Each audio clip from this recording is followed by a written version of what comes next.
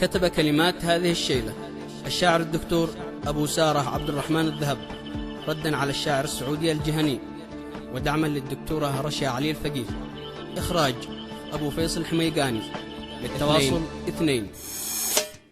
يقول أبو سارة اليماني مكرم خام الذهب من مصدر العز مكتوم، واحنا في الفتنة مراتب جهنم وحدنا في صف الأجواد محزوم. رجالنا جلاية الهم والغم، لنا أموال الأرض تقعد بلا نوم، كلفني الجهني وخلاني يهتم، برد له بالصعصعين ملزوم. يقول أبو سارة اليماني مكرم خام الذهب من مصدر العز مكتوم، واحنا في الفتنة مراتب جهنم وحدنا في صف الأجواد محزوم. ما ظني هذا الشخص بالشعر يفهم، لكن قليل العقل ما يهمه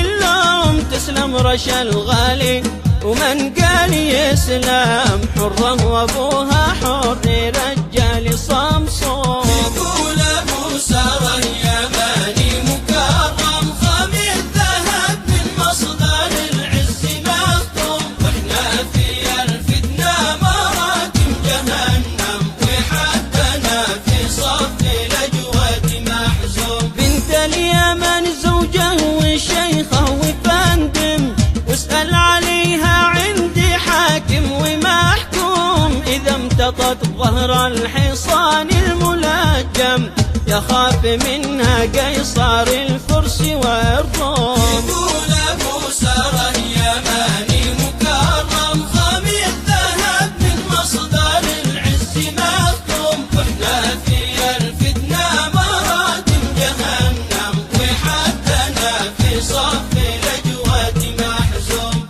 بنت اليمن من طيب أبوها تعلم، لا يقع عليه الشعر والمدح يقوم، واللوم من يعشق دروبه تلوم.